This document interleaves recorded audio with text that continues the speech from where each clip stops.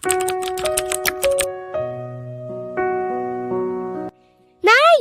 Natanggap na po ako! Makakalipad na po ako patungong Canada!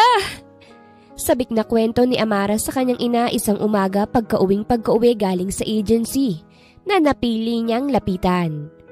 Nasa akin na rin po yung pasaporte ko. Kanina ko lang din po nakuha kaya tuloy-tuloy na po talaga yung paglipad ko. Matutustusan ko na yung pag-aaral ni Lara. Mauunti-unti na rin po natin yung loan na nagamit natin dun sa pagpapalibing kay tatay. At saka itong bahay. Pangako ayusin natin to. Bibigyan ko kayo ng magandang buhay, Nay. Kapag nakapag-ipon na ako, patatayuan kita ng laundry shop dito nang hindi nyo na kailangang maglabada ng mano-mano. Konting tiis lamang po, Nay. Matutupad rin po natin yung mga pangarap natin. Masayang pangako niya habang hawak ang palad ng inang natutuwa rin kagaya niya. Maraming salamat anak ha. Basta't kapag nandoon ka na palagi ka ring tatawag sa amin. Palagi kang mag-iingat kapag naroroon ka na. Kapag may problema tumawag ka kagad. Huwag mong papagurin ng hustong sarili mo. Huwag mo na kaming alalahanin kapag naroroon ka na. Dahil si inay naman ang bahala sa lahat. Bagaman malambing mabigat at nalulungkot naman ang kalooban ni Ginang Marta. Kung ang Ginang lamang kasing masusunod ayaw sana nitong paalisin ng panganay na anak. Ngunit dahil buo na ang desisyon ng dalaga niya wala na siyang ibang magagawa kung hindi ang suportahan ng nais nito para sa kanilang pamilya. Basta anak, mag-iingat ka roon ha?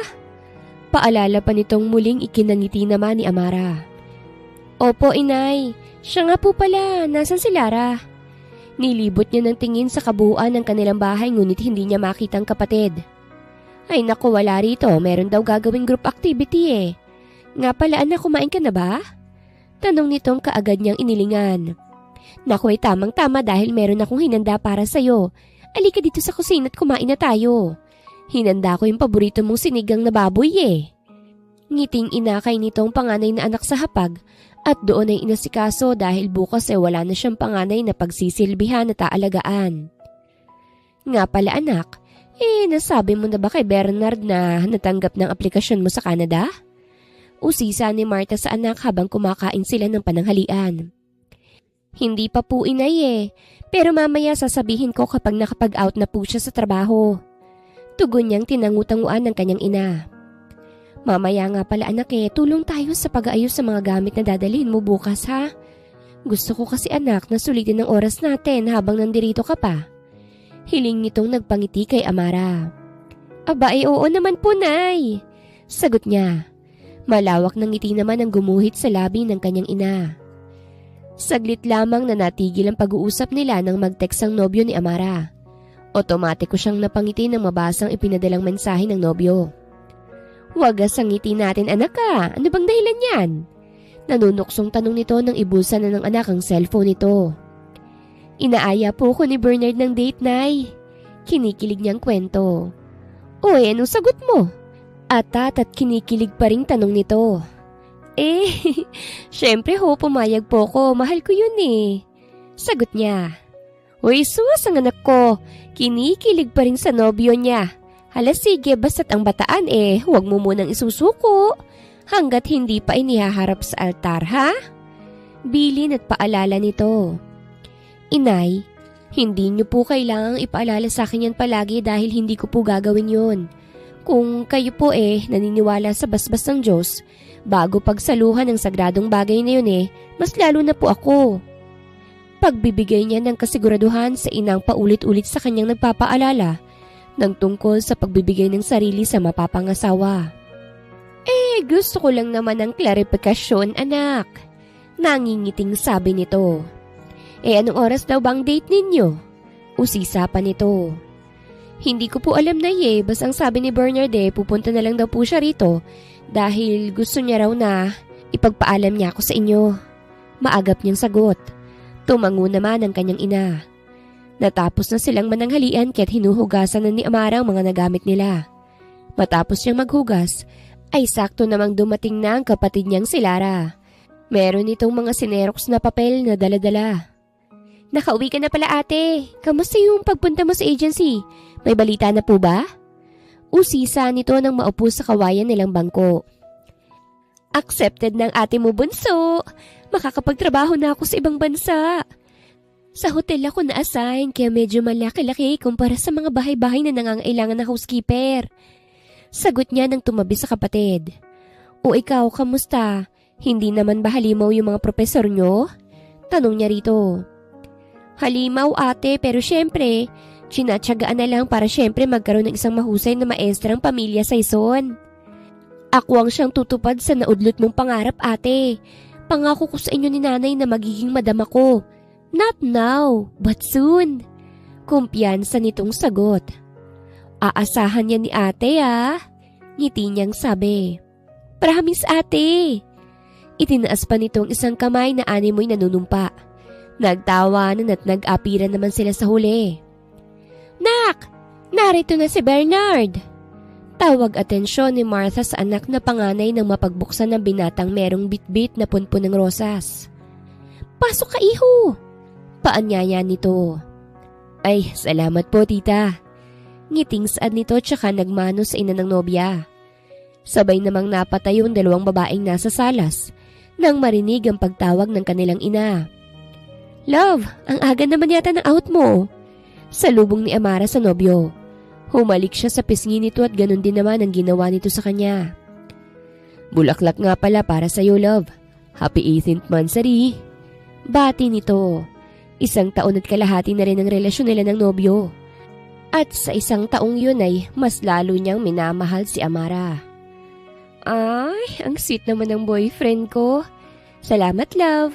Happy 18th monthsary sa atin. Pasensya ka na, love, at wala akong nabiling regalo sa iyo ngayon, ha? Zero balance na kasi ako. Ibinulong niya na lang dito ang huling sinabi kaya't napatawa ng mahina ang lalaki. Hindi ko naman kailangan ng mga regalo na yan, love. Kasi ikaw at ang presensya mo lang, okay na ako. Sagot nito sa mahina ring tono. Magbubulungan na lang ba kayo riyan, mga anak? Singit ni Martha sa magkasintahang panay ang bulungan. Sorry po tita. Napapakamot sa ulong hinging paumanhin ni Bernard. Siya nga po pala tita, pwede ko po bang ipagpaalam itong maganda niyo pong panganay? Mamamasya lang po kami. Promise tita, ibabalik ko rin pong prinsesa niyo ng buo at walang kagalos-galos. Magalang nitong pagpapaalam sa ginang. O siya sige at gumayak na at nang makauwi kayo ng maaga. Pagpayag nitong nagpangiti ng malawak sa magkasintahan. Pasalubong ko, bes ha? Singit ni Lara. O sige, anong pasalubong bang gusto mo? Maagap naman na tanong ni Bernard. Malapit kasi sila Lara at Bernard dahil magkaibigan sila noong high school at magpahanggang ngayon naman. Unang nagkakilala sila Bernard at Lara. Nakilala lamang ng binata si Amara noong inimbitahan nito ni Lara sa kanilang bahay dahil sa isang okasyon na nangyari noon. Hanggang sa tumagali, nagka-developan sila Amara at Bernard na humantong na nga sa pagiging magkasintahan nila. Nagpaplano na rin silang magpakasal ngunit uunahin na muna nila ang lahat ng bayarin at ilang responsibilidad. Higit sa lahat ay kapag meron na silang sariling ipon. Kahit na ano, bes, basta galing sa'yo. Mabilis at nakangiting sagot ni Lara. O sige po, alis na po kami tita. Paalam muli ni Bernard. O siya sige, basta mag-iingat lang ha? Bili nitong muli na maagap naman nilang tinanguan. Inihatid pa nga ng ginang ang dalawa sa labas. Pagkuway pumasok na dahil meron pa itong labahin sa likod ng kanilang bahay. Si Lara naman, nakatanaw sa labas ang kanilang bintana. Nakatuon lamang ang mga mata nito sa ate at sa best friend nito. Saan mo gustong pumunta, love? Tanong ni Bernard nang yumakap sa kanyang nobya. Motor pa lamang ang gamit nila dahil yun pa lamang sa ngayon ang kayang ipundar na sasakyan ng binata. Parang gusto ko sa tabing dagat. Pwede dun tayo pumunta? Gusto ko kasi sa tahimik na lugar at syempre, presko. Kaya sa tabing dagat ko gustong i-celebrate ang 18th anniversary natin. Yun kung okay lang naman sa'yo. Pero kung ayaw mo naman okay lang din. Sagot niya. Sige, sa tabing dagat tayo. Pagsang-ayon ni Bernard na nagpangiti sa dalaga. Ini-start na nitong motor pagkuway minaneho na yun. Dumaan lang muna sila sa isang store para bumili ng maiinom. At syempre, nang mangangata nila habang ini-enjoy ang tahimik at magandang view ng karagatan. Mga kalahating oras din nang marating nila ang pinakamalapit na dagat sa kanilang lugar. Naghanap lamang sila ng maaari nilang pwestuhan. At nang makakita ng malilim na parte inilatag na nila roon ang binili nilang kumot sa ukay-ukay. Inilabas na rin nilang bottled water at ilang kutkutin matapos yun ay naupo na sila at magkahawak kamay na pinagmasdan ng tahimik na dagat. Love? Malambing na saan ni Amara nang sumandal siya sa balikat ng nobyo. Malambing rin naman itong tugon. Natanggap na ako sa trabaho. Bukas na rin yung flight ko patungong Canada. Masisimulan ko na yung matagal ko ng pangarap para sa pamilya ko. At syempre para sa atin. Hindi ka naman magtatampo, hindi ba? Umayos siya ng upo upang makita ang reaksyon ng nobyo. Hindi, kahit na kailan. Diba, ako ang number 1 supporter mo? Maghihintay ako, love. Mag-iipon rin ako dahil gusto kong maging engrande ang kasal natin. Basta, kapag narong ka na, palagi ka lang mag-a-update. Kapag may libre kang oras, tumawag ka, please. Huwag kang titingin sa ibang lalaki ron. Gusto ko, sa akin ka lang magagwapuhan. Mahabang bili nitong nagpangiting muli sa dalaga. Ikaw at ikaw lang. Walang kahit na ano sa mundong to ang hihigit at makakapantay sa'yo. I promise my love and loyalty to you. Dahil ikaw lamang ang lalaking gusto kong makasama habang ako'y nabubuhay. I love you so much, my love. Puno ng pagmamahal niyang pangako. I love you too, love. Thank you for always choosing and for always loving me. Pangakong ikaw lang. Mula sa pusong sambit nito. Sa bawat pagbigkas nila ng pangako at pagmamahal nila sa isa't isa, ay sumasabay naman ang hangin na sumasamyo sa kanilang mga balat.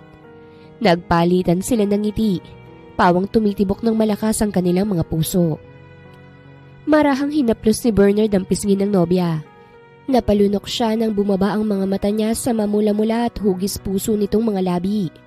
Dahan-dahan siyang yumuko upang tawirin ang distansya ng kanilang mga labi. Masuyo at punong-puno ng pagmamahal ang halik na ngayon ay kanila nang pinagsasaluhan. Bumaba ang mga palad ni Bernard sa braso ng nobya. Punong-puno ng pananabik ang bawat haplos nito, kaya't otomatikong kumalas at dumistansya si Amara. Bernard, hindi pa ako handa sa kung ano man ang nais mo. Gusto ko kasing isuko ang sarili ko sa'yo kapag nabasbasan na tayo sa simbahan. Darating na naman tayo dyan pero hindi pa sa ngayon. Mahal kita pero hindi pa ako ready. Huwag sanang sasama ang loob mo. Pagpapaunawa niya rito. Tipid na ngiti naman ang gumuhit sa labi ni Bernard. Naiintindihan ko, love. Pasensya ka na. Nadala lang. Paliwanag dito. Okay lang. Kainin na lang natin siguro tong ice cream na binili natin. Aniya nang mawala ang awkwardness sa pagitan nilang dalawa. O sige. Tipid pa rin ang ngiti nito sa labi. Umaasa kasi talaga si Bernard na makukuha na ang noon pang inaasam-asam sa babaeng pinakamamahal. Ngunit kahit na ganun ay nakahanda pa rin naman siyang maghintay. Hindi na muna ako papasok bukas nang maihatid kita sa airport. Gusto ko kasing mayakap ka bago ka sumakay sa eroplano. Saad ni Bernard nang maubos na lang isang cup ng ice cream. Hindi ka kaya pagagalitan ng manager nyo? Nag-aalalang tanong niya. Hindi naman siguro, half day lang naman Maagap nitong sagot. Ikaw ang bahala. Pagsang-ayon niya na lamang dahil gusto niya rin namang mayakap ng mahigpit ang nobyo bago pa man siya sumakay sa eroplano. Nang lumilim na'y nagtampisaw sila sa tabing dagat. Wala silang dalang damit kaya't tampisaw lamang ang tangi nilang nagagawa. Nang magsawa ay parang mga bata naman silang naghabulan. Minabuti na lamang nilang huminto nang maramdaman na nila ang pagod. Nag-enjoy ako ng sobra sa date natin ngayon, love. Salamat sa time ha. I love you. Tumingkayad siya upang mahagkan ang pisngi ng nobyo. Nasa harapan na sila ng kanilang bahay. Minabuti na lang nilang umuwi dahil sa biglaang pagkulimlim. Hindi naman sila maaaring magtagal pa ron lalo't motor lamang ang dala nilang sasakyan. Hindi nila susuungin ng ulan dahil pareho silang madaling tamaan ng trangkaso. Ako rin, sobrang nag-enjoy ako. Pupunta ako dito bukas ng maaga para maihatid kita sa airport. Mamimiss kita kapag nandun ka na. Uuwi na rin ako, love, habang hindi pa bumabagsak ang ulan. Bye na, love. I love you too. Humalik na rin to sa kanyang pisngi. O sige, mag-iingat ka. Kumaway na siya sa nobyo. Hinintay niya na lamang itong makaalis bago siya pumasok sa kanilang bahay. Ate, yung request ko kay Bernard nasa na? Tanong ni Lara pagpasok ng ate niya sa kwartong pinaghahatian nila. Naroon sa kusina, bunso. Kunin mo na lang. Sagot niya at saka siya kumuha ng damit pamalit. Maliligo siya pagkatapos ay ayusin niya na mga gamit na dadalhin. Patakbo namang nagtungo sa kusina si Lara. Wow naman, bes. Talagang hindi mo nakakalimutan kung anong paborito ko ha. Masaya niyang sabi at saka kinuha ang Rocky Road na ice cream. Nakauwi na ba yung ate mo, Lara? Tanong ni Martha sa anak pagpasok ng kusina. Tapos na ito sa mga labahing ipinalabada lamang sa kanya. Ibinigay na rin sa kanyang kabayaran kaya't bumili na siya ng ulam. Opo, Nay. Nasa kwarto po namin si ate. Naliligo yata eh. Ewan ko lang po kung tapos na. Ano nga pala yung dala mo, Nay? Usisa niya nang makita ang supot na hawak ng ina habang pinapapakang ice cream na binili ng best friend niya. Lechong manok. Paborito niyo ng ate mo. Kaya't eto nang binili ko kahit na medyo mahal. Sagot ni Martha sa tanong ng bunsong anak. Ipinatong nito ang supot ng biniling ulam sa lamesa, tsaka kumuha ng tubig na maiinom. Ikaw nang magsaing anak ha dahil tutulungan ko ang ate mo sa pagsasaayos ng mga gamit na dadalhin niya. Tawagin mo na lang kami ng ate mo kapag nakapaghain ka na anak. Saad pa niya. O sige po, Nay. Sagot ni Lara. Inubos lang niya ang kinakain bago gawin ang ipinag-uutos sa kanya ng kanyang ina. Saktong katatapos lamang ni Amara sa pagligo nang pumasok sa silid nila ang kanyang ina. Nariyan na po pala kayo, Nay. Nagmano siya sa magulang nang lumapit to sa kanya. Aayusin na natin ang mga gamit na dadalhin mo, anak. Anito. Kinuha na nito ang maleta na ibinigay pa sa kanya ng isa sa mga nagpalabada sa kanya. Malaki-laki ang maleta kaya't paniguradong kakasya roon ang mga gamit na dadalhin ni Amara. Nakangiti siyang tumango. Yumakap lang siya saglit sa mahal na magulang bago nila simulan ang pag-aayos ng mga gamit na dadalhin niya. Madilim na rin nang matapos nila ang pagsisilid ng mga gamit sa maleta. Tinawag na rin sila ng kanilang bunso. Ay wow, may palit siyang manok ah. Mukhang may pakimkim na naman sa inyo si Mrs. Gonzales na ya. Ani Amara nang maupo. Nakangiti namang tumango ang ginang kaya't napatangu-tango ang magkapatid. Galante kasing talaga si Mrs. Gonzales. Hindi pa roon naglabada ang ginang nang walang dinadalang masarap na ulam dahil palaging dinodoble ang bayad. Magsikain na tayo habang mainit pa itong kanin. Anang ginang. Magkakatabi silang tatlo sa hapag at masayang sinimula ng hapunan.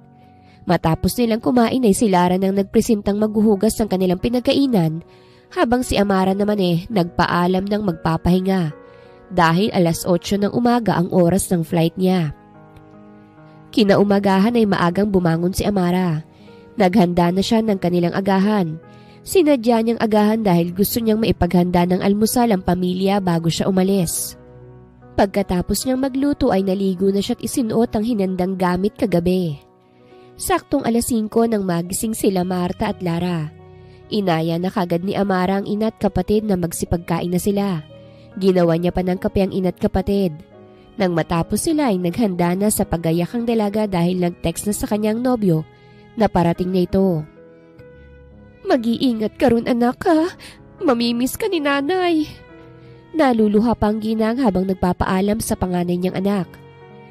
Tatawag ka sa amin palagi ate ha. Kapag may oras ka. Mamimiss din kita ate. Wala na akong mahihiraman ng damit at hihingian ng tulong kapag meron akong hindi naiintindihan sa klase. Ngayon pa lang ate, nalulungkot at namimiss na kita. Ano pa kaya kapag naroroon ka na?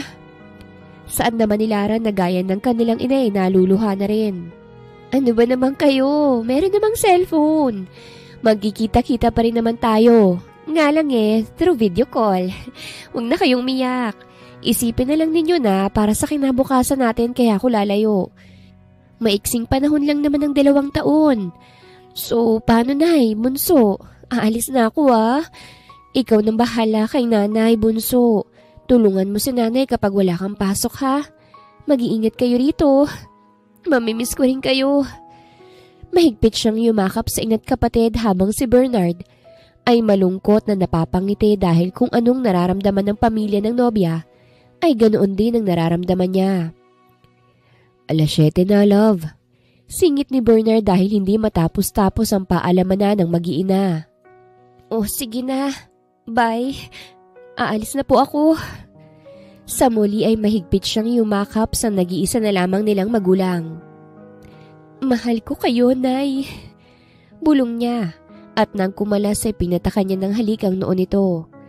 Matamis siyang ngumiti nang pawiin niya ang luhang pumatak sa magulang. Buong akala ni Amara ay tapos na ang pagpapaalam niya. Ngunit hindi pa pala dahil sumulpot ang matalik niyang kaibigang si Lovely. Nagmadali talaga ito para maabutan lang siya. Sa wakas, naabutan kita. Humahangos na sambit ni Lovely. Natawa naman ng mahina si Amara. Nakapagpaalam naman na sa kanyang kaibigan through chat, kaya't hindi niya inaasahang susulpot pa ito. Pasalubong ko pagbalik mo, friend ah. Gusto ko yung malaking Toblerone. Dagdag pa nito. Noted. Grabe, talagang pupunta ka pa rito sa amin ah. Grabe yung effort, kahit 10 Toblerone na matatanggap mo sa pag-uwi ko. Sambit niya pagkuway sinipat niya ang oras. Kailangan ko nang umalis ha, paalam sa inyo. Anya at isinuot na ang helmet na inabot sa kanya ni Bernard. Tara na love at baka maiwan na ako ng eroplano. Aya niya rito. Tumango naman si Bernard at tuluyan na silang nagpaalam. 7:30 nang marating nilang naiya. Mahigpit na yakap ang kanilang pinagsaluhan nang marating nilang gate ng airport. Mamimiss kita ng sobra, love. Saan ni Bernard? Mamimiss din kita. Hinalikan niya ang nobyo kaya't napangiti ito. I love you. Pinatakan niya rin ng halik ang noo at ang pisngi nito. Kaya't tuluyang nawala ang lungkot na kanina'y kitang-kita sa mga mata nito. Hinatak niya na ang maleta. Kumaway siya sa nobyo nang may ngiti sa labi. Bagaman nakangiti ay napakabigat naman ang pakiramdam niya dahil malalayo siya sa mga taong dahilan kung bakit siya nagpupursige sa buhay. Para sa kanila kaya kalalayo, Amara. Anya sa sarili nang makaupo sa itinuro sa kanyang upuan nang nag-a-assist sa eroplanong maghahatid sa kanya patungong ibang bansa. Bumuga siya ng hangin nang sumandal siya sa upuan. Minabuti niyang tulugan ng mahabang biyahe lalo't 14 oras mahigit ang flight patungong Canada. Dumating ang unang araw ng trabaho. Sa hotel na assign si Amara kasama ang 5 kababayan. Ngunit magkakaiba ang unit na kanilang lilinisan. 15 rooms ang kailangang linisan ni Amara. Departed ang mga iyon kaya't kailangan niyang katukin muna nang malaman kung meron bang tao sa loob ng unit o wala. Sa first room na lang muna siguro ako magsisimula. Mahina niyang sabi habang tinitingnan ng hawak na papel kung saan nakasulat ang mga dapat at kailangan niyang gawin. Housekeeping! Kinatok niya ang pintuan ng mga 3 beses. Walang sumasagot kaya't binuksan niya ng pinto. Meron siyang susi sa bawat kwarto, kaya't madali lamang para sa kanyang makapasok sa mga unit na nakatokang lilinisin niya. Pagkapasok ay binuksan niya ang ilaw. Una niyang tiningnan ay ang washroom. Sumunod ay ang shower at toilet. Malinis naman, mukhang hindi naman ito nagamit ng husto.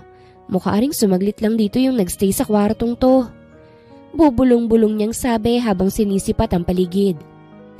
Sunod niyang tiningnan ay ang lagayan ng mga kape pagkatapos ay ang drawer. Nagpunas-punas lamang siya bago niya gawin ang stripping and making the bed. Triple shading ang ginawa niyang ayos sa kama. Nang matapos ng kamay, nagmap naman siya. Madali niyang natapos ang trabaho kaya't meron pa siyang oras para tawagan ng pamilya sa Pilipinas. Dinukot niya ang cellphone at kaagad na tinawagan through messenger ang ina niyang saktong naka-online. Bili niya sa kapatid na iiwan sa bahay ang cellphone para kung sakasakaling tatawag siya ay mabilis na masasagot. Nay! Masayang tawag niya sa ina nang tanggapin ito ang pakikipag-video call niya. Anak! Mabuti naman at kumonta ka na. Abay, akala ko talaga hindi ka natatawag sa amin. Pinag-alala mo ako, anak. Bakas na bakas ang pag-aalala sa tono ng ginang. Pasensya na ho, inay. Ipinagbawal po kasi. Tsaka ngayon lang ako nagkaroon ng ekstrang oras. Kaya naman natawagan ko kayo.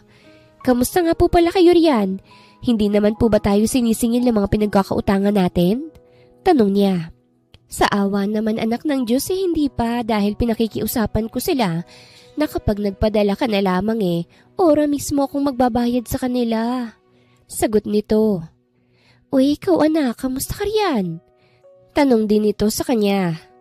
Maayos naman po inay, kaya huwag niyo po kong alalahanin.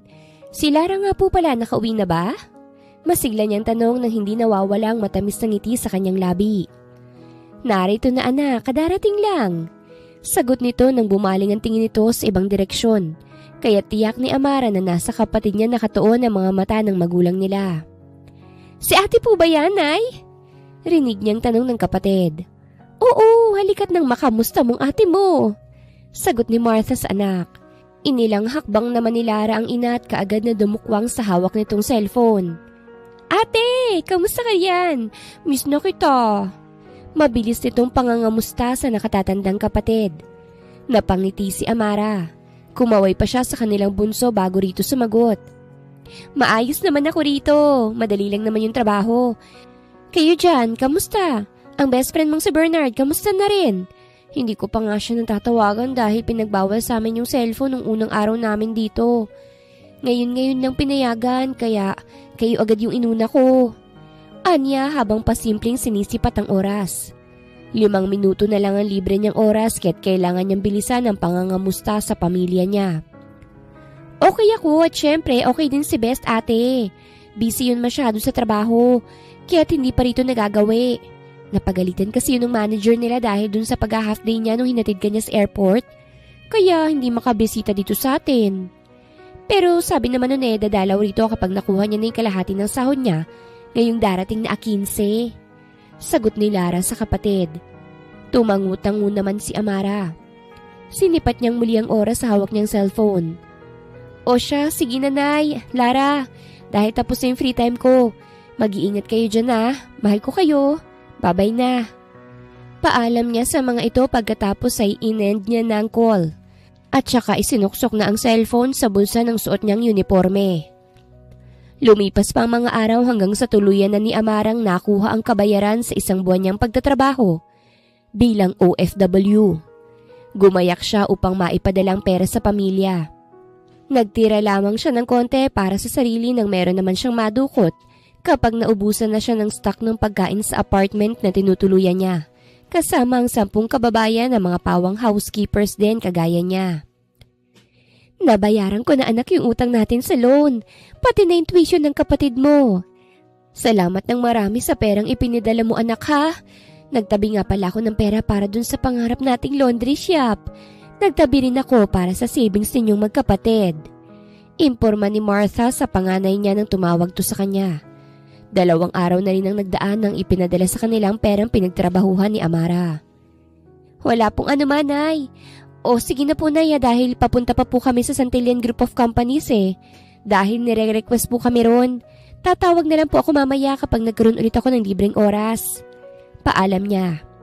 Nagpaalam na rin sa kanyang ina at gumayak na siya kasama ang mga makakasama sa paglilinis sa kumpanyang nangangailangan ng serbisyo nila.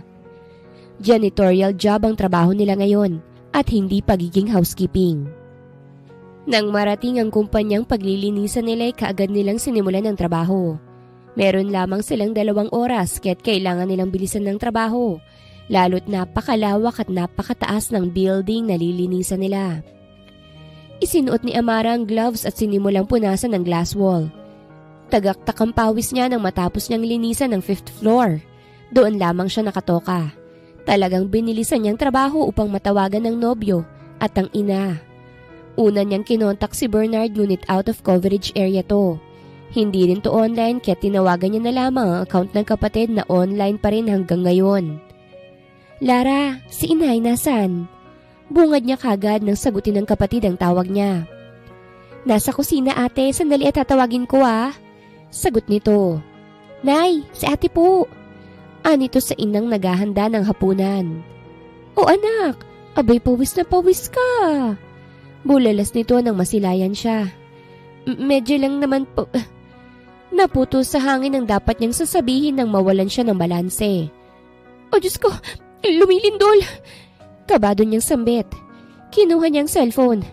Sandali po ah! Natataranta niyang paalam ngunit dahil sa muling pagyanig ay muli siyang nawalan ng balanse.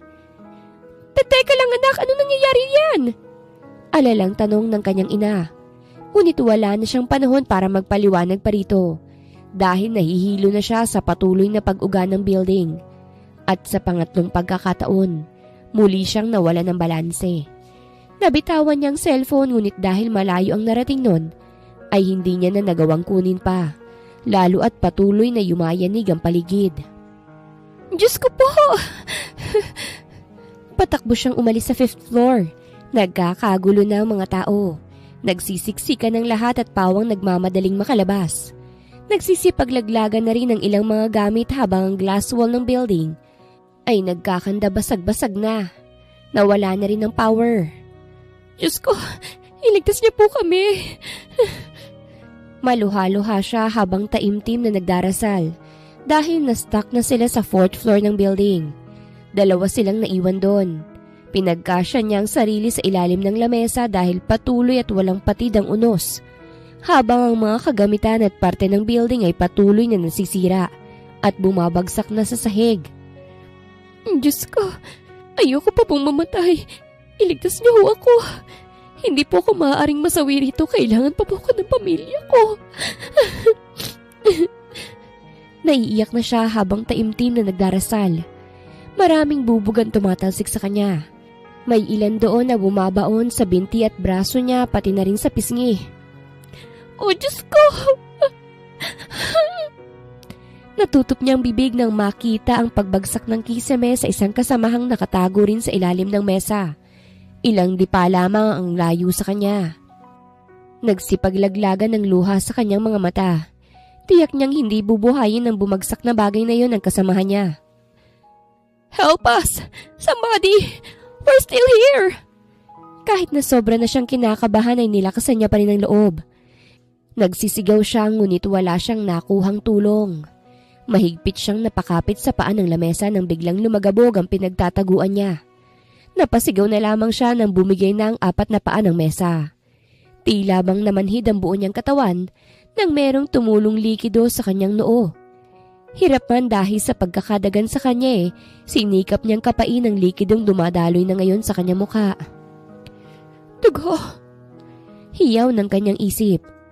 Wala na siyang lakas upang muling humingi ng tulong dahil sa tama niya sa ulo, pati na rin sa kanyang binti. Unti-unting nagdilim ang kanyang paningin. Kung ito na pong katapusan ko malugod ko pong tinatanggap. Kayo na pong bahala sa pamilya ko.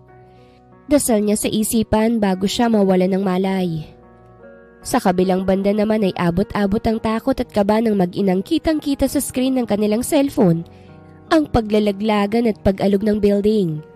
Patuloy sila sa pagtawag kay Amara ngunit hindi na sila nito nasasagot.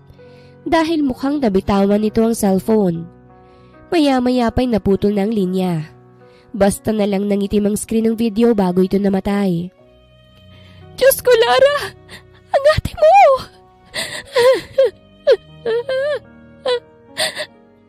Naiiyak at nanghihinang napaupo ang ginang Cecilia. Wala naman sanang masamang nangyari kay ate, Nay. Maging si Lara'y abot-abot ang pag-aalala para sa kapatid. Buksan mo yung TV, anak. Baka merong lumabas na balita sa kung ano bang nangyari sa Canada. Utos nito. Maagap namang sinunod ni Lara ang utos ng kanyang ina. Binuksan niya ang TV ngunit wala pang nagiging balita. Kaya't sa cellphone na lamang siya tumingin. Diyos ko po, magnitude 7.4 ang earthquake sa Canada, Nay. Bulalas ni Lara nang makita ang balita sa hawak niyang cellphone. Ang ate mo! Halos atakihin sa puso ang ginang dahil sa labis na pag-aalala. Pumunta ka sa embahada, anak. Magtanong ka roon at alamin mo kung kamusta ang mga OFW sa Canada. Sapo nito sa dibdib. Inay, wala pa po silang maibibigay na balita sa atin Naiiyak na dinaluhan niya ang inang nanghihina dahil sa sobra nitong pag-aalala. Nay! Napasigaw na lamang siya nang mawala ng malay ang magulang. Nagmamadali niyang tinawagan si Bernard dahil hindi niya kakayanin ng ina, lalo't maging siya'y nangihina dahil sa sobrang pag-aalala. Lara, ano nangyari kay tita? Humahangos na tanong ni Bernard nang makarating sa bahay nila ni Lara. Si ate kasi, nawalan ng kami ng contact sa kanya dahil sa earthquake. Sobrang lakas doon kaya nag-aalala ng gusto si nanay at nawalan ng malay. Nag-aalala ako para kay ate Bes. Baka kung ano na nangyari sa ate ko. Naiiyak niyang sabi na nagpabundol sa dibdib ng lalaki. Ano? Wala naman sanang masamang nangyari sa ate mo. Nanghihina nitong sabi. Lumipas sa mga araw. Umabot ng ilang buwan. Walang nakukuhang balita kay Amara. Ang tanging nakuha lamang nilang balita ay malaki umano ang posibilidad na hindi nakaligtas sa mga naiwang tao sa loob ng building. Ngunit hindi nawawalan ng pag-asang mag-ina, pati na rin si Bernard. Nagpapabalik-balik sila sa embahada pati na sa agency, ngunit bigo pa rin sila. Maging si Lovely ay hindi rin tumigil na tanungin ng embahada kung meron na bang balita kay Amara. Kalahating taon nang lumipas. Tinanggap na ni Lara na wala na ang kanyang ate, ngunit hindi ang kanyang ina na patuloy pa ring umaasa. Inay, ititigil ko na ho ang pag-aaral ko dahil hindi na po kayang bayaran ang pangarap ko ang patong-patong nating mga utang. Ani Lara sa ina isang umaga. Anak, kamusta? Meron na daw ba silang balita sa ate mo? Tanong nito. Nay, wala pa rin ho silang maibibigay na balita sa atin eh. Dahil malaki raw pong posibilidad na hindi ho si ate nakaligtas. Tanggapin na lang ho natin na wala na si ate. Tumaas ang tono ng boses niya. Tila kumulo naman ang dugo ni Martha sa sinabi ng kanyang bunso. Kaya buong lakas niyang pinadapo ang palad sa kaliwang pisngi nito. Papaano mong nasasabi yan? Walang nakuhang katawan, Lara. Buhay ang ate mo. Nararamdaman kong buhay siya. Galit niyang asik sa anak. Mapait na ngumisi si Lara habang sapo ang nasampal niyang pisngi. Ngayon lamang siya napagbuhatan ng kamay ng kanyang ina. Bahala ho kayo. Basta ako magtatrabaho ko para mabayaran ng mga utang natin na nagpatong-patong na. Puno ng hinanakit niyang sambit bago talikuran ng magulang na naluluha. Kinuha niyang bag sa kwarto tsaka doon dinukot ang cellphone. Tinawagan niya si Bernard dahil plano niyang mag-apply sa kumpanyang pinapasukan nito. Magandang araw mga viewers! Ang kwentong ito ay hatid ng Love Series TV. Salamat sa pakikinig! Best, hiring ba dyan sa inyo? Pwede mo kaya akong ipasok dyan? Naiiyak niyang bungad sa kaibigan nang sagutin nito ang tawag niya. Saktong-saktong hiring sa marketing department. Ayusin mo yung resume mo at pumunta ka rito. Hihintayin kita ha. Sagot nito. Teka, umiiyak ka ba? Tanong ni Bernard nang marinig ang pagsinghot ni Lara. Medyo lang. Nagkasagutan kasi kami ni nanay dahil patuloy pa rin siyang umaasa. Nabuhay pa si ate. Pagkukwento niya. Rinig niya ang pagbuga ng hangin ni Bernard kaya't saglit siyang natahimik. Alam kong sobrang hirap na mga nangyayari. Ngunit hindi tayo uusad kung patuloy tayo magpapalugmok. Maging ako maasa pa rin ngunit walang mangyayari kung aasa tayo sa wala. Maghihilom din ang sugat sa mga puso natin. Nangako ko sa ate mo na hindi ko kayo pababayaan. Lalong-lalo ka na. Kaya tumahan ka na. Susunduin kita mamayang tanghali kaya't ayusin mo ng resume mo nang maipasa na natin. Anito. Salamat Bernard. Gumuhit ang ngiti sa kanyang labi. O sige na dahil baka mahuli pa ako ng masungit naming manager na panay ang gamit ko ng cellphone sa oras ng trabaho. Paalam nito. Otomatikong nawala ang bigat sa dibdib ni Lara na makausap ang lalaking noon niya palihim na minamahal. Bumalik na siya sa kanilang bahay upang ayusin ang kanyang resume. Matapos niyang ayusin ang personal information, ay humingi siya ng tawad sa ina. Ganon din naman ang ginawa ng kanyang ina. Humingi rin to ng tawad at sinabing pipiliting tanggapin ang lahat kahit na sobrang bigat sa dibdib. Lumipas pa mga araw, kasalukuyang nagtatrabaho sa Santillan Group of Companies si Lara. Nasa isang department sila ni Bernard, kaya't palagi rin silang magkasama. Sandalan nila ang isa't isa. Napapaunti-unti na rin ni Lara ang utang ng kanilang pamilya sa patuloy na paglipas ng mga buwan. Ayaw man niyang tanggapin ang pinansyal na tulong ni Bernard, ngunit dahil sa pinipilit nito ay tinatanggap niya na lamang dahil malaking karagdagan din ang tulong nito sa utang nilang hindi nila matapos-tapos bayaran. Sa labas tayo mag-lunch, libre ko. Pag-aaya ni Bernard nang sumapit ang lunch break. O sige ba, hindi naman ako tumatanggi sa libre. Ngiting sagot ni Lara. Sa malapit na kainan nila napiling kumain. Si Bernard nang nag-order ng kanilang makakain, habang si Lara naman ay kinikilig na palihim dahil ang matagal niya ng pangarap na makasamang lalaking lihim niyang minamahal ay nasosolo niya na. Ano to? Tuhog-tuhugan? Hindi pa nga natin alam kung patay na ba talagang best friend ko o buhay pa. Niloloko niyo na siya kagad? Abay, mahiya ka naman sa ate mo, Lara. Inis na tura ni Lovely nang makita niya ang nobyo at kapatid ng kaibigan sa pinasukang kainan. Hindi niya inaasahang makikitang magkasamang dalawa na sobra pang sweet sa isa't isa. Lovely, wala namang namamagitan sa amin ni Lara. Inaaya ko lang siyang kumain. Yun lang yun. Depensa naman ni Bernard. Isa ka pa? Ni wala ka man lang ginawa? Lungkot-lungkutan kunwari pero nag-e-enjoy sa piling ng iba? Mga ahas kayo! Magsama kayong dalawa. Gigil ngunit pigil ang pagtaas ng boses ni Lovely dahil hindi niya nais na gumawa ng eskandalo. Mga manloloko?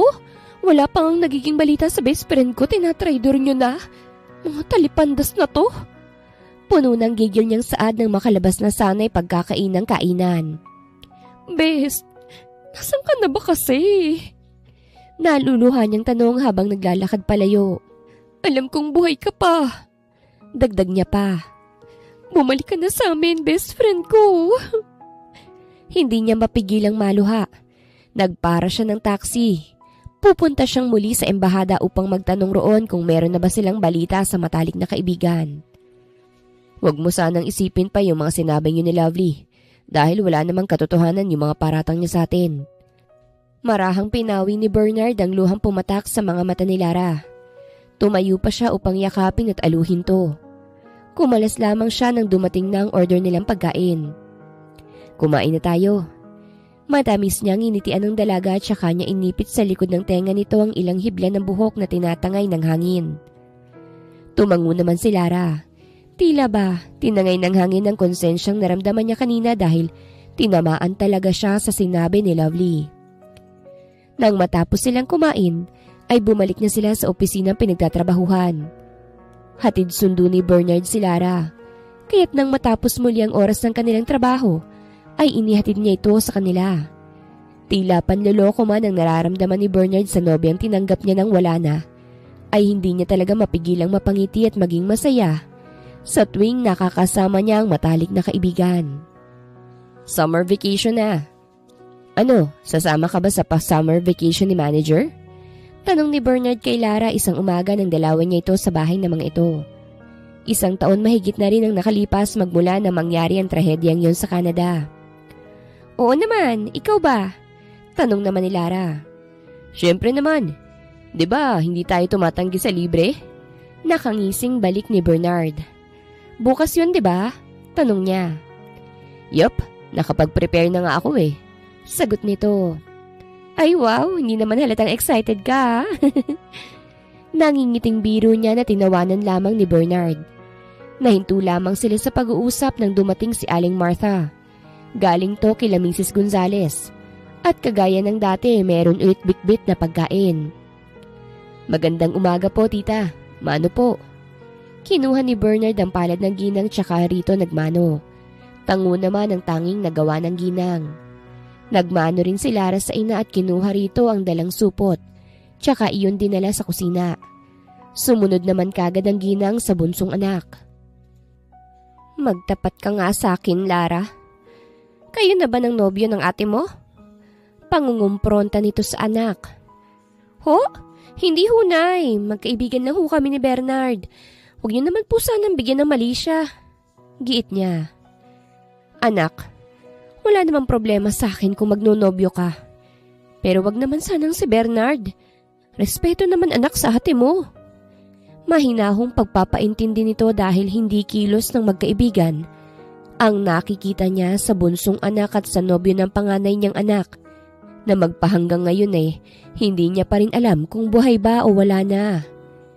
Gabi-gabing nagdarasal ang ginang na sana umuwi't bumalik na sa kanya ang panganay na anak.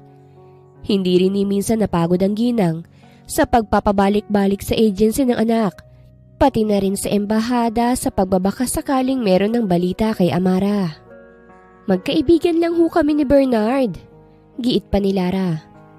Maiwan ko na ho muna kayo, Nay, dahil aayusin ko pa yung mga gagamitin ko para sa libreng vacation ng manager namin.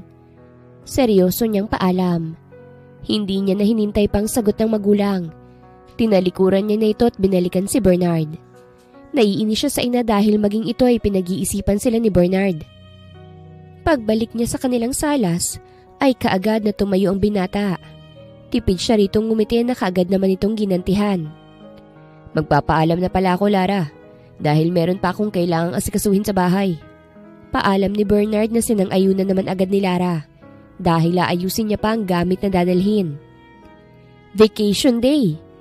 Magkatabi lamang ang kwarto nila Lara at Bernard, kaya't madali lamang nilang naaya ang isa't isa kapag meron silang nais na puntahan. Sumapit ang gabi. Nasa tabing dagat ang dalawa't tanging sila na lamang taong naroroon. Dahil ang iba nilang mga kasama ay minabuti ng matulog dahil mga lasing na't dinadalaw na ng antok. Sumasagi pa rin ba sa isipan mo si ate? Tanong ni Lara habang ang mga mata niya'y nakatuon sa maalong dagat. Tanging liwanag ng buwan na lamang nagbibigay tanglaw sa kanila dahil namatay ng kaninang bonfire na ginawa ng mga lalaki. Minsan, sumasagi siya sa isip ko.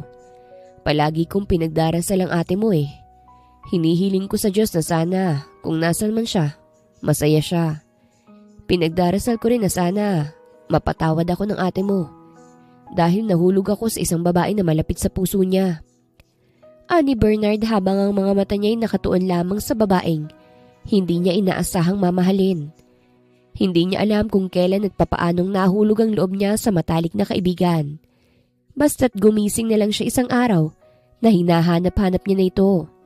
Hindi makukumpletong araw niya kapag hindi niya masisilayan ang matamis na ngiti ng dalagang ngayon ay nagpapatibok ng malakas sa puso niyang nasawi dahil sa nangyari sa unang babae na kanyang minahal. Pwede ko bang malaman kung sino siya?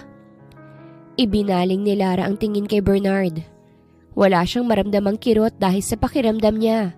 Siya na ang pinatutungkulan nito. Mahal kita, Lara. Pagtatapat ni Bernard na nagpangiti kay Lara. Nanubig ang mga mata nito dahil hindi niya inaasahang mamahalin din siya ng lalaking noon niya pa pinapangarap. Mahal din kita, Bernard. Noon pa. Naduwag lang akong aminin sa iyo dahil na kay ate ang buong atensyon mo. Since high school tayo, mahal na kita. Kaya sobrang saya ko na nalamang mahal mo rin ako. Tuluyang bumagsak ang luha sa kanyang mga mata na kaagad namang pinawi ni Bernard. Matamis na ngiti ang gumuhit sa kanilang mga labi nang masuyo nilang tinitigan ng isa't isa. Bumaba ang kanilang labi sa isa't isa. Hinaplos ni Bernard ang pisngi ng dalaga hanggang sa tawirin niya ang distansya ng kanilang mga labi. Masuyo ang halik na iginagawad niya rito na tumagal ng tumagal hanggang sa naging maalab at nauwi sa pag-iisa ng kanilang mga katawan. Naging saksi ang karagatan sa pag-ibig na ipinadama nila sa isa't isa. Hiling nilang sana matanggap na ang lahat ang simula ng maganda nilang pagsasama. Lumipas ang mahigit isang buwan ay hindi pa rin dinadatnan si Lara. Kinakabahan na siya lalo't hindi pa niya sinasabi sa kanyang ina ang totoong relasyon nila ni Bernard. Kinakabahan man lakas loob siyang bumili ng pregnancy test sa isang malapit na drugstore. Kaagad niya yung ginamit pagdating niya sa bahay. Oh my goodness! Magiging nanay na ako! At magiging ama na si Bernard! Ani Lara, mixed emotions ang nararamdaman niya. Masaya siya na kinakabahan. Kaagad niyang tinawagan ng nobyo at nang dumating ito sinabi niya kaagad ang pagdadalang tao. Paninindigan kita, mahal. Magpapakasal tayo at sasabihin natin sa lahat ang namamagitan sa atin. Tatanggapin ko ang galit nila hanggang sa matanggap na nila tayo. Mahal kita. Kayo nang magiging baby natin. Kaya't ipaglalabang kita. Huwag ka nang mag-alala, mahal, dahil ako nang bahala sa lahat. Mahigpit nitong niyakap ang nobyo, habang marahang pinapatakan ng halikang noo at pisngi nito. Kahit papaano, ay napanatag ang kalooban ni Lara. Hawak kamay nilang hinaharap ang magulang na umuwi na ito. Buong tapang nilang inamin dito ang lahat-lahat. Ano pa bang magagawa ko? Aaminin kong nakakasama ng loob ang ginawa niyong to dahil pagtatrader to kay Amara. Ngunit hindi ko naman kayang diktahan ang puso ninyong dalawa. Sana lang wag mong saktan ng anak ko, Bernard. Bilang magulang, minamando ko na pakasalan mong bunso ko dahil nabuntis mo na. Sana lang naman wag mong gagawin sa ikalawa kong anak ang ginawa mo sa panganay ko. Bagaman dismayado ay sinikap ng ginang na maging mahinahon, lalo na't buntis ang kanyang anak. Patawad po, tita. Pakakasalan ko po si Lara hindi lang dahil sa nabuntis ko po siya, kung hindi dahil mahal ko po siyang talaga. Minahal ko po si Amara. Sadya lang pong hindi ko kayang pigilan itong puso ko na kusang tumitibok para po sa bunso ninyo. I'm sorry po ulit, Tita Martha. Mula sa pusong paghingi niya ng patawad sa ginang. Sa kabilang dako naman, ay tuluyang nagising ang babaeng 1 taon mahigit nang nakoma. Dahan-dahan niyang inilibot ang tingin sa paligid, kahit na medyo malabo ang lahat ng nakikita niya. Ungo lamang ang tanging lumabas sa kanyang bibig. Ang pakiramdam niya ay para lamang siyang nagising sa isang mahimbing na pagkakatulog. Maayos ang pakiramdam niya ngunit hindi niya gaanong maigalaw ang katawan. Pagkauhaw ang una niyang naramdaman ng tuluyang maging malinaw ang paningin niya sa paligid. Tubig, paus niyang sabi. Otomatiko namang nagising ang isang babaeng natutulog sa mahabang sofa, katabi ng kama ng hospital bed na pinaghihigaan ng dalagang. Sa wakas ay nagkaroon ng malay.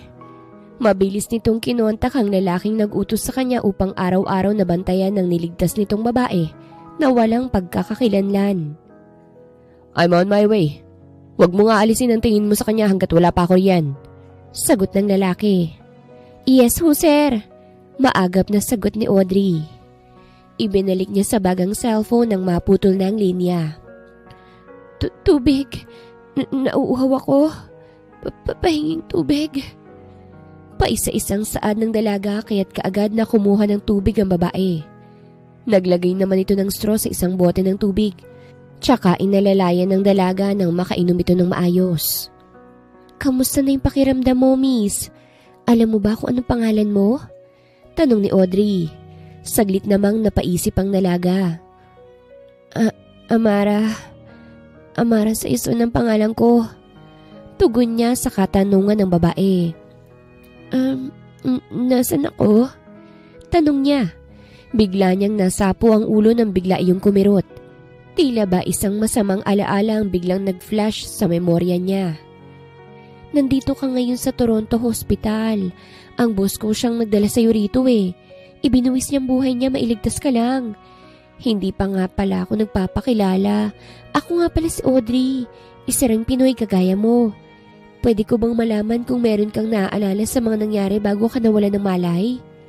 Usisa nito. Muli namang sinariwa ni Amara ang mga pangyayari noong naglilinis siya. Hanggang sa bigla-bigla nalang nagkaroon ng lindol at natrap siya kasama ang isang kasamahan na hindi niya alam kung pinalad bang nakaligtas kagaya niya.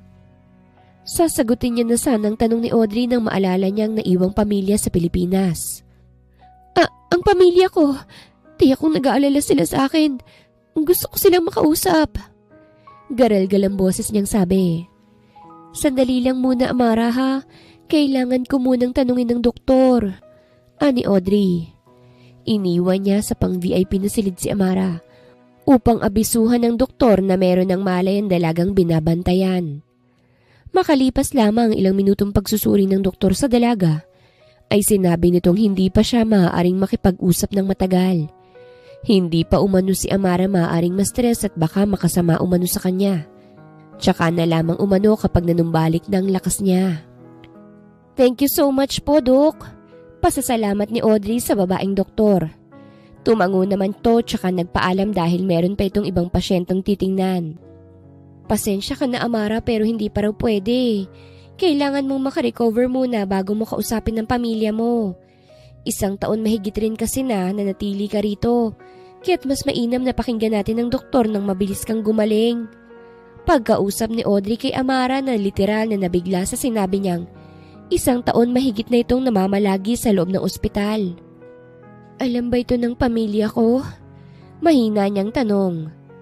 Hindi ko alam Amara.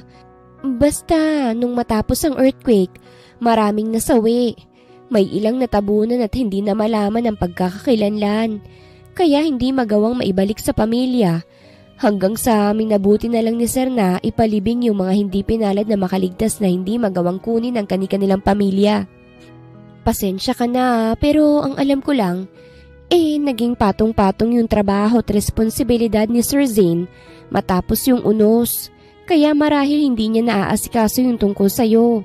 Wala ka namang kasing pagkakakilanlan nung nakita ka ni Sir Zane Niwala yung pangalan mo sa logbook ng kumpanya. Kaya marahil hindi ni Sir nagawang ipaalam sa pamilya mo yung nangyaring to. Ibinilin ka na lang sa akin ni Sir. Makaraan yung 1 linggo na dalhin ka niya rito. Ay, oo nga pala. Ang dami-dami ng sinabi ko pero hindi ko pa nga pala sa'yo nasasabi kung sino si Sir Zane na sinasabi ko. Si Sir Zane nga pala, yung CEO ng Santillan Group of Companies kung saan isa ka sa mga taong naroroon nung nagkaroon ng napakalakas na lindol. Siya rin yung nagligtas sa'yo. Narinig niya raw yung paghingi mo ng tulong Kaya walang pag-aalinlangan siyang bumalik para sagipin ka. Utang mo kay Sir ang buhay mo, Amara. Mahabang salaysay ni Audrey. Habang si Amara naman ay tahimik lamang na nakikinig. Nabibigla ng sobrang dalaga sa kanyang mga nalalaman, kaya't wala siyang masabi ngayon. Bumukas ang pinto kaya't natuon ang atensyon doon ng 2 babae. Hindi maikakailang malakas na karisma ng simpatikong lalaki na nagbukas ng pinto. Matangkad to, niwala kang makikitang kapintasan. Ngunit napakalamig ng mga mata nito. Halatang napakaseryoso nitong tao. Bagay na bagay rin dito ang suot na business suit. Sir Zane! Ani Audrey. Kamusta siya? Bruskong tanong ni Zane habang ang mga matay nakatuon sa may malay na ngayong dalaga. Kamusta ang pakiramdam mo? Meron ka bang gusto? Hindi niya nahinintay ang sagot ni Audrey. Bagkas ay tinanong niya na lamang nakahigang dalaga. Salamat. Salamat sa pagsagip mo sa akin, sir. Taus-pusong pasasalamat ni Amara, imbis na sagutin ang tanong nito sa kanya. Obligasyon ko ang lahat ng taong naroroon sa nasirang kumpanya ng pamilya ko. Kaya hindi mo kailangang magpasalamat. Seryosong tura ni Zane. Naupo siya sa kanina'y iniidlip ang sofa ni Audrey, tsaka seryosong tiningnan ng kababayang dalaga. I'm Zane Santillan. Pwede ko bang malaman kung anong pangalan mo? Tanong niya. Amara Saison. Iyon ang pangalan ko. Sagot ng dalaga. Meron ka bang gustong kainin? Alam kong nagugutom ka dahil sa sobrang tagal mong natutulog. Tanong muli ni Zane sa napakaseryoso pa ring tono. Sopas lang. Tipid niyang sagot dala ng panghihina. Tumango si Zane tsaka nilingon si Audrey na matamang nakikinig at nag-aabang sa maaari niyang ibibigay na utos. Nakakaintindi namang tumango si Audrey tsaka kinuha ang bag sa ibabaw ng maliit na lamesa. Pagkuway nagpaalam na sa dalawa. Alam kong hihingian mo ko ng pabor tungkol sa pamilya mo, kaya tuunahan na kita. Tutuparin at gagawin kong lahat ng gusto mo. Pero sa ngayon, magpalakas ka na lang muna. Ako nang bahala sa lahat. Makababalik ka sa pamilya mo. Sagot ko rin ang lahat ng pangangailangan mo hanggang sa makauwi ka ng Pilipinas. Sana lang manumbalik ng lakas mo bago pa man matapos ang buwang ito. Nang makasabay ka sa akin dahil kinakailangan na ako sa kumpanya ng pamilya ko na naroon sa Pilipinas. Ani Zane. Okay na ako. Medyo nangihina lang yung katawan ko pero maayos na ang pakiramdam ko. Salamat ng sobra sa tulong na ibinibigay niyo sa akin, Sir Zane. Makakaganti rin ako ng tulong sa inyo. Pangako yan. Hindi niya maitago ang saya nang marinig mula sa bibig ni Zane ang kasiguradhan na makakabalik siya sa pamilya niya na nasa Pilipinas. Mabuti kung ganon, aalis na ako. Babalik na lang ako kapag maayos ka ng talaga. Sa pagbalik ko, ilalabis na kita rito. Kaya't bilisan mo ang pagpapalakas nang makasama mo na sila. Anyang nagpangiti sa dalaga. Salamat. Mula sa pusong pasasalamat niya. Maliit na bagay lang to. I'll go ahead. Magpalakas ka, Amara. Marahan niyang tinapik ang braso ng dalaga nang lumapit siya rito ng bahagya. Muli sa kanyang ngumiti ang dalaga kaya't hindi niya napigilang ngitian tong pabalik dahil nakakadalang matamis na ngiting ipinapakita nito sa kanya. Batid niyang mabuting babae ang tinulungan kaya't hindi siya nagsisising ibinuwis niya ang buhay. Mailigtas lamang ang dalaga. Hindi lamang kasi si Amara ang naospital, sapagkat maging si Zane ay ganun din. Dahil sa tumamang malalaking bubog at bakal sa parteng likod nito, habang buhat-buhat noon ang walang malay na dalaga. Maraming dugo ang nawala sa kanya kaya't kinakailangan siyang salinan. 1 buwan siya noong nasa loob ng ICU. Mas nauna nga lang siyang gumaling dahil wala naman siyang tama sa ulo. Kumpara sa dalagang tinamaan sa ulo ng lamesang pinagtaguan nito noon. Mabuti na lang talaga at hindi nabuuan ng dugo ang ulo ng dalaga at hindi rin nagkaroon ng amnesia. Sa pagdating ni Audrey ay kaagad niyang pinakain si Amara.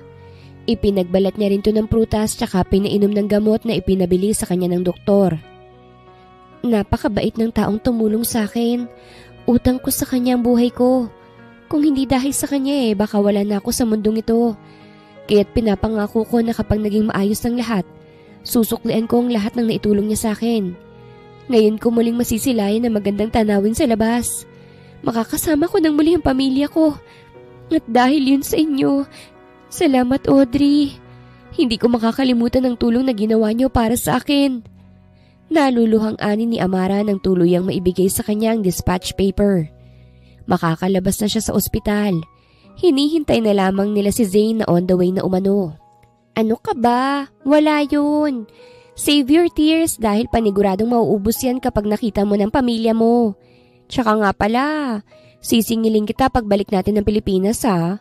Dahil kasama niyo ako ni Sir na uuwi ng Pilipinas. Pinapunta niya lang naman ako rito para bantayan kay. Katulong ako ni Sir Zane sa mansyon nila. Pasensya na girl hindi ko nasabi sa'yo. Masyado kasi ako nalibang sa pagpifeed sa'yo. Hirit na biro ni Audrey na nagpangiti kay Amara.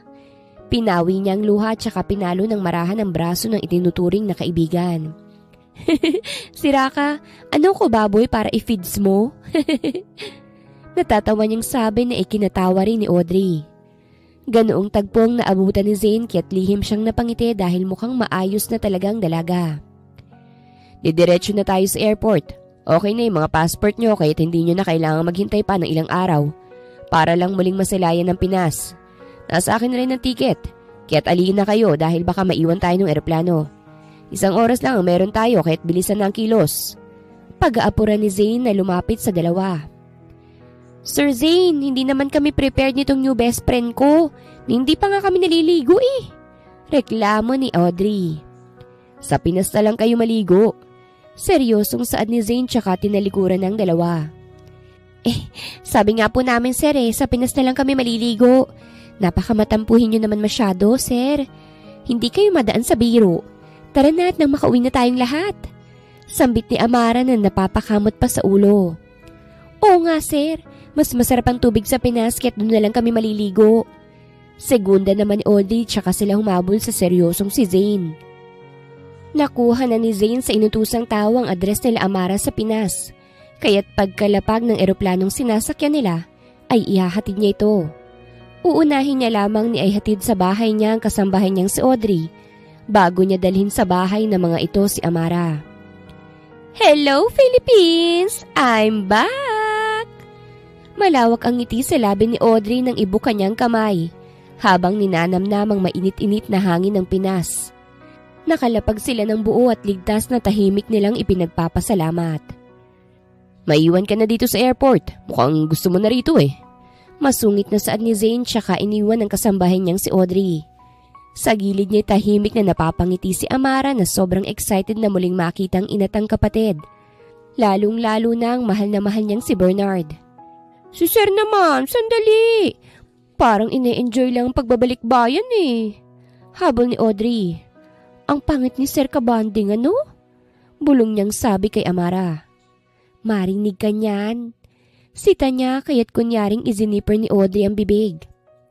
Maghanda ka ng makakain, Audrey. Dahil sa bahay ako kakain ng tanghalian. Utos ni Zane nang ibaba si Audrey sa harapan mismo ng pagmamay-aring bahay. Yes, sir! Sagot nito.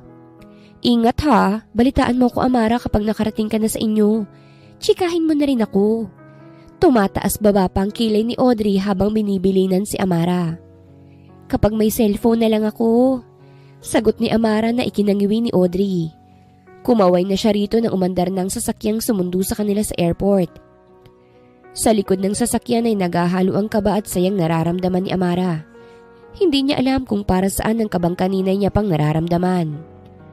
Are you okay? Untag sa kanya ni Zane.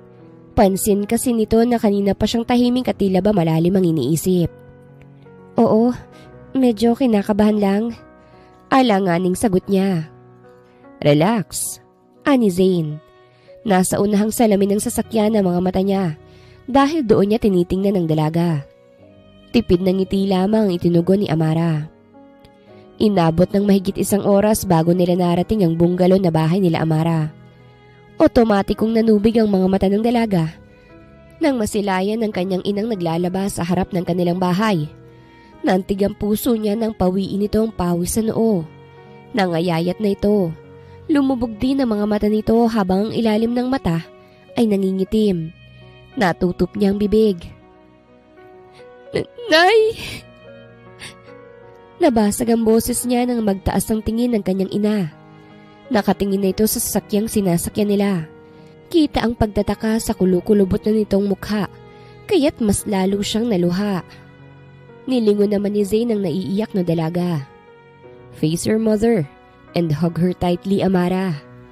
Nakangiting utos ni Zane na kaagad tinanguan ng dalaga. Dahan-dahang binuksan ni Amara ang pintuan ng sasakyan, tsaka siya ron lumabas. Sa pagsarado niya ng pintuan ng kotse, ay tuluyan siyang nasilayan ng kaisa-isang magulang. Oh, Diyos ko! Anak ko! Otomatiko itong napatayo kasabay ng pagtulo ng mga luha sa mga mata nito. Anak ko! Alam kong buhay ka! Buhay ka, anak ko! Napahagulgul ito nang tumakbo ang panganay na anak upang yakapin siya. Anak ko, salamat sa Diyos. Salamat at ibinalikan niya sa akin. Oo ang anak ko, ang mahal kong anak. Para bang panaginip lamang ang lahat para sa ginang. Hinalik-halikan niyang pisngin ang panganay na anak habang patuloy na hinahaplos ang luhaan nitong mukha. Bakit naman ngayon ka lang bumalik kay nanay? Ano bang nangyari, anak? Garalgal nitong tanong. Sorry ho, inay. 1 taon mahigit po akong nakoma. Kaya hindi ako nakabalik agad. Utang ko sa isang tao ang buhay ko. Kaya ako ngayon nakakaharap sa inyo ng buo. Sobrang bumagsak ang katawan niyo, nay. Patawad po dahil pinag-alala ko kayo. Hindi na po ako aalis. Dito na lamang ako sa inyo.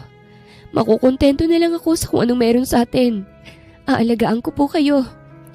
Tahan na, mahal kong nanay. Maging siya'y napahagulgol. Nagsisisinok-sinok pa siya habang hinahaplos ang mukha ng ina. Ate? Buhay ka? Tinig yun ni Lara na nagmumula sa pintuan ng kanilang bahay.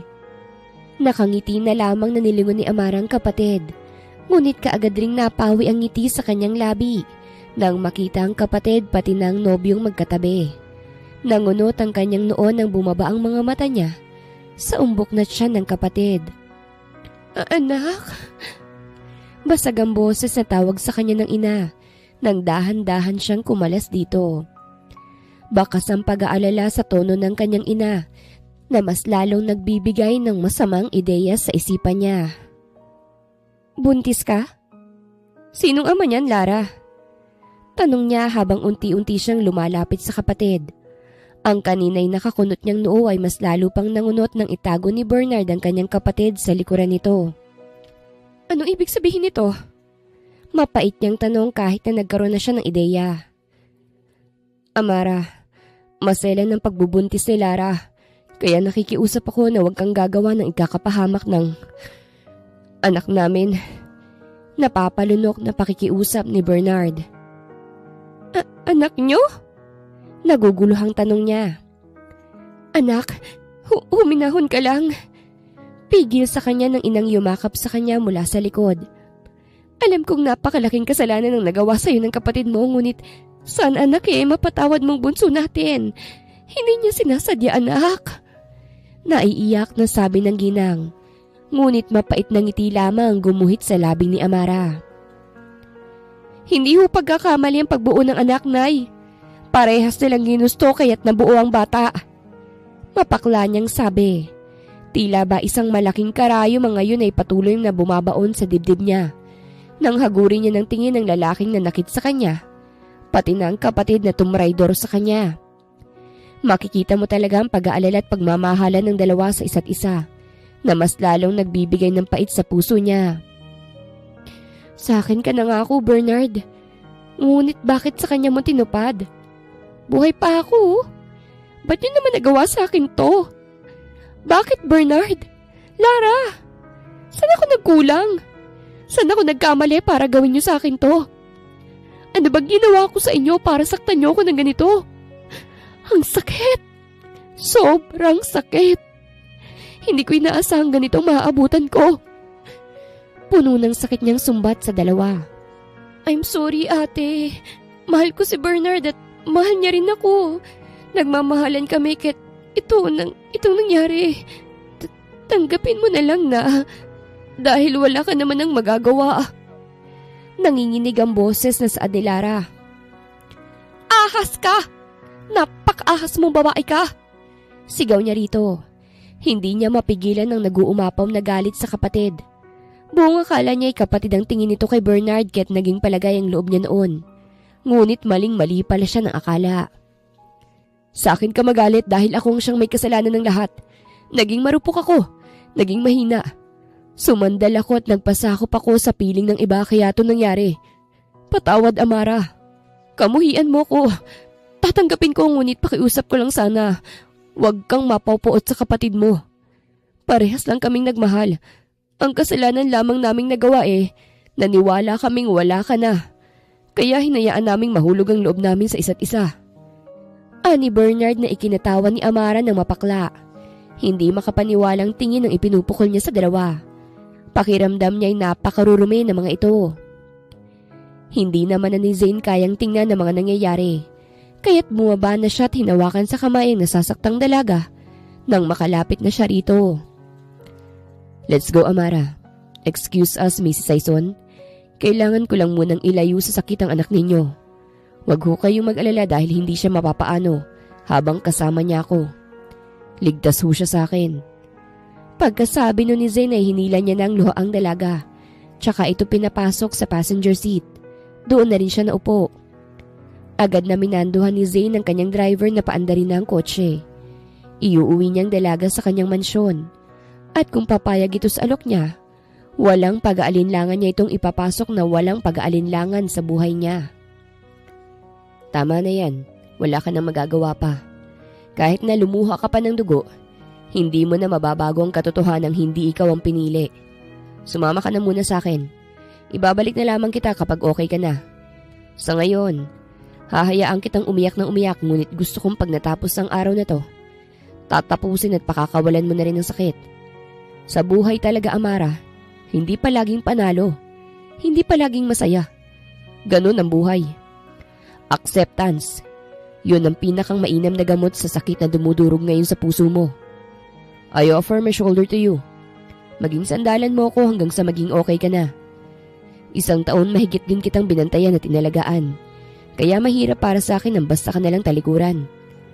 Naging lakas at liwanag kita, Amara, ng mga panahong pinanghihinaan na rin ako dahil sa patong-patong na mga problemang dulot ng nagdaang unos. Marahan niyang hinaplos ang likod ng dalaga. Pinawi rin niya ang luha sa mga mata nito. Sa loob ng 28 years ay ngayon lamang siya nagbigay ng payo sa isang tao. Isang tao na alam niyang naging importante para sa kanya. Kinabig niya ito at ikinulong sa kanyang mga bisig. Pinaramdam niya na karamay siya nito habang patuloy niyang hinahaplos ang buhok at likod nito. Sa dami ng luhang nailabas ni Amara, hindi niya namalayang nakatulog na pala siya sa bisig ni Zane. Hindi ko na muli pa nga hayaan na merong tumulong luha dyan sa mga mata mo. Kung sakali mang tutulo pang luha mo sisiguraduhin kong dulot yon ng labis na tuwa. Ako ang siyang aalis sa sakit na idinulot ng mga taong inaasahan mong karamay at kakampi mo. At ako rin ang siyang magpapaligaya sa'yo. Pinapangako ko na hindi ka na muli pang masasaktan. Mahirap mang paniwalaan, Amara, ngunit malaki ang naging parte mo dito sa puso ko na hindi ko na inaakalang titibok para sa isang babae. Hindi ako kailanman nagsisi na ibinuwis ko noon ang buhay ko, mailigtas ka lang. You're priceless. Hindi ka matutumbasan ng kahit na ano pa mang bagay dito sa mundo.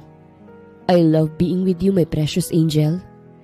Masuyong pagtatapat niya sa ngayon nasa kama niya ng dalaga.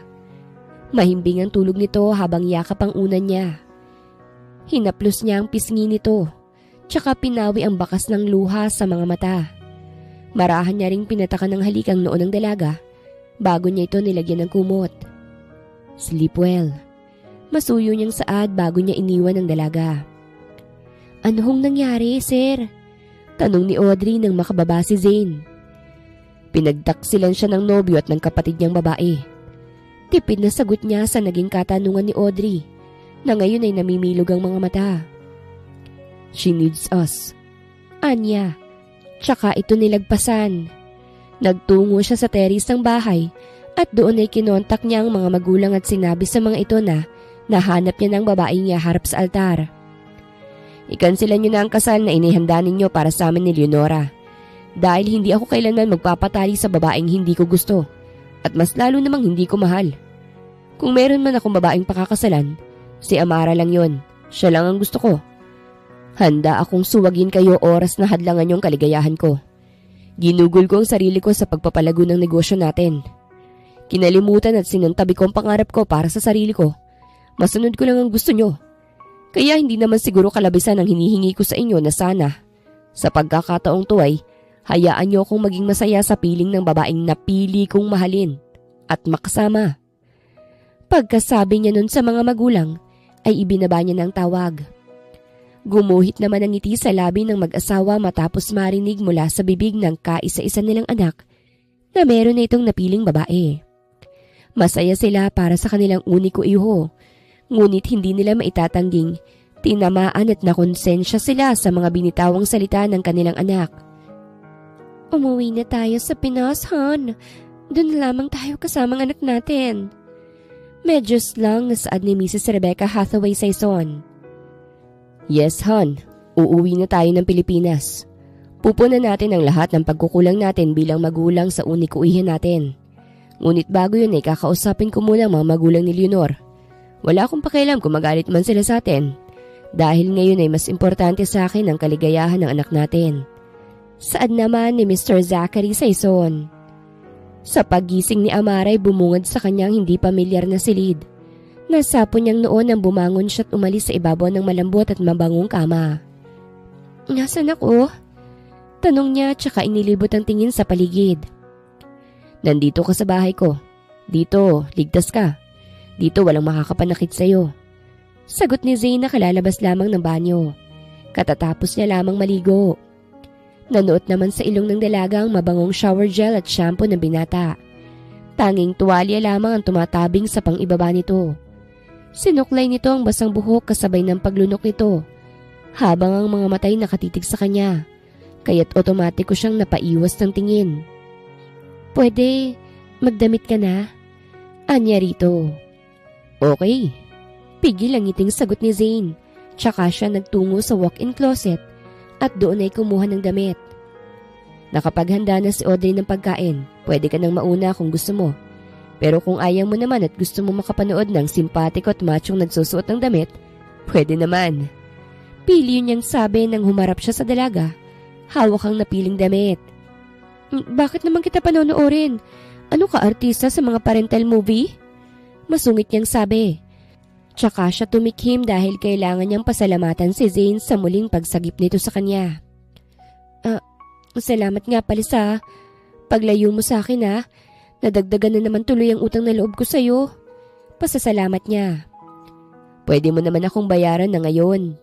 Nakangising saad ni Zane. Ay naku sir, maghunos dili naman kayo. Bulalas ni Amara dahil ang iniisip niya ay ang sarili niyang tinutukoy na kabayaran ng lalaki. Ang dumi mo namang mag-isip. Ngiti niyang sabi na ikinahinga ng maluwag ng dalaga. Just be my wife. Yun ang bayad na gusto kong matanggap. Diretsahan niyang sabi. Ano? Asawa? Namimilog ang mga mata niyang sabi. You heard it right. Gagawin natin to nang matigil ng mga magulang ko sa kakapilit sa aking makasal ako sa anak ng ka-business partner nila. Matutulungan natin ang isa't isa kapag pumayag ka. Pwede mo akong rebounder, shoulder to cry on, at higit sa lahat, source of happiness. Aning muli ni Zane na nagpaumid kay Amara. I'm not doing this para lang sa sarili ko. I know it's hard to believe pero naging importante ka sa akin. Wala ka mang malay at hindi mo nalalaman ang nangyayari sa paligid mo noong nakoma ka. Ngunit naging sandalan kita. Gabi-gabi kitang pinupuntahan sa ospital para lang maglabas ng bigat sa dibdib. Hanggang sa tumagal ng tumagal at naging magaan ng loob ko sa'yo. Ramdam kong kabutihan ng puso mo kaya't ikaw ang napili kong maging asawa ko. Papayag ka ba, Amara? Nanunuyo niyang tanong. Pwede bang magdamit ka na muna? Tsaka na lang kita sasagutin kapag naresolbuhan ko na itong nagwawala kong tiyan. Iwas ang tingin na saad niya na nagpangiti kay Zane. Sorry. Nakalimutan kong hindi pa nga pala ako nagdadamit. Kamot ulong saad ni Zane. Mauna ka na sa baba. Anyang kaagad namang sinunod ng naiiling at pinamumulahang dalaga. Ano ba yun? Naging abnormal bigla yung tibok ng puso ko. Tsaka bakit parang dalang-dala ko sa ipinagtapat niya? Tanong niya sa sarili habang pababa siya ng hagdan. Uy, buti naman nagising ka na. Kamusta ka? Kaya pa ba o suko na? Tanong ni Audrey nang dambahin niya ng yakap si Amara. Kaya naman. Nasaktan ako oo pero hindi naman ibig sabihin na magiging katapusan na ng buhay ko. Tama si Zane eh. Acceptance ang pinakamabisang gamot sa sakit na idinulot nila sa akin. Wala naman na kasi ako magagawa dahil magkakaanak na sila. Hindi ko naman maaaring ipilit ang hindi na pwede. Mukhang sila naman talagang itinadhana. Kaya susuportahan ko na lang sila kahit na sobrang bigat sa dibdib. Mas nangingibabaw pa rin talaga sa akin ang pagmamahal ko sa kapatid ko. Tama ng 1 taon mahigit na nasayang. Hindi ko naman sila kayang tiisin. Miss na miss ko na sila. Gustong gusto ko na sila makasama pero sa ngayon, titiisin ko muna ang pangungulila ko.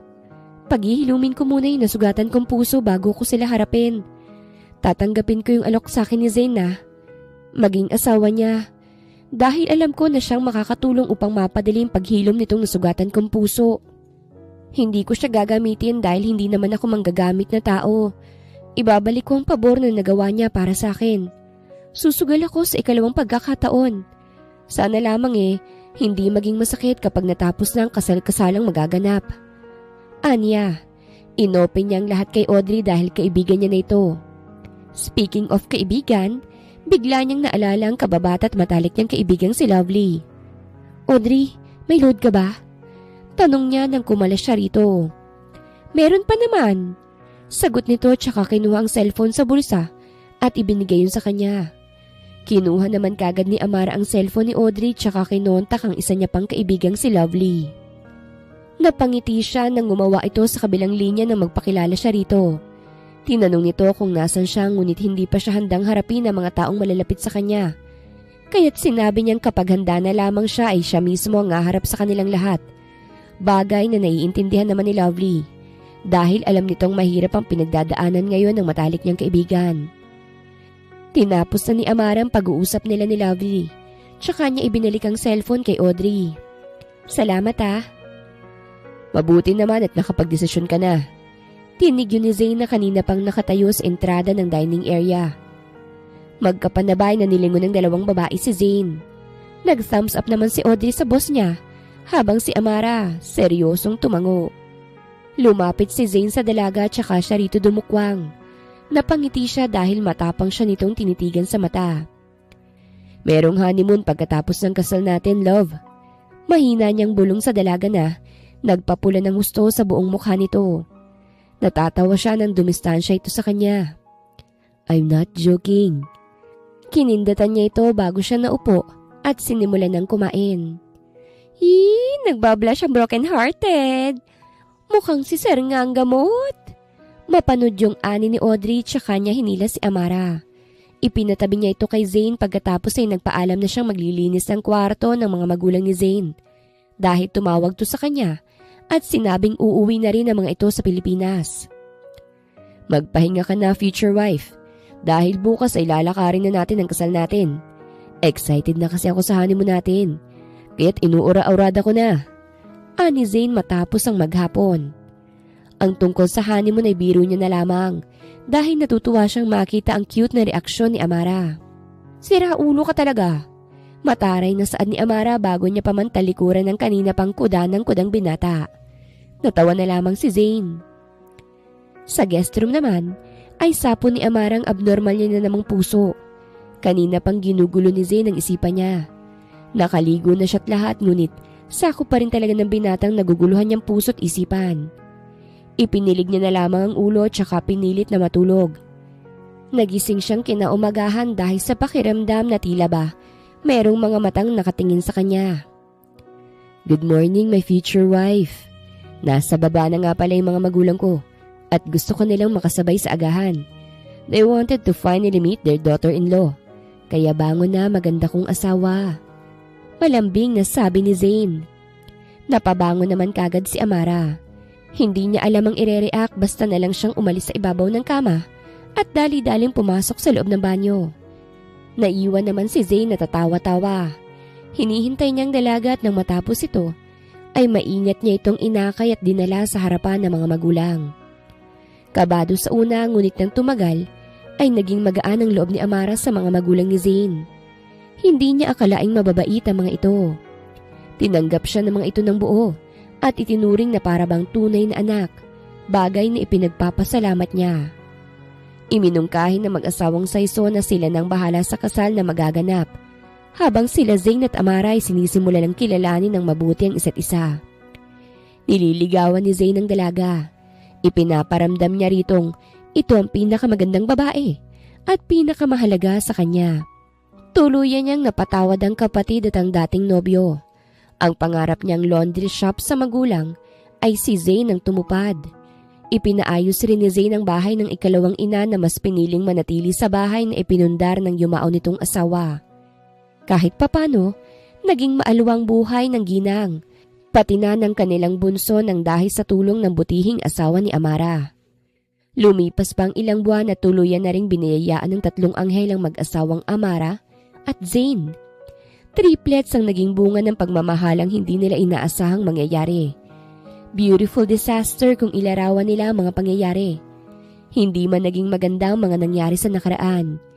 Ngunit sa kasalukuyan, nakamit na nilang tunay na kaligayahan at wagas na pag-ibig. Wakas!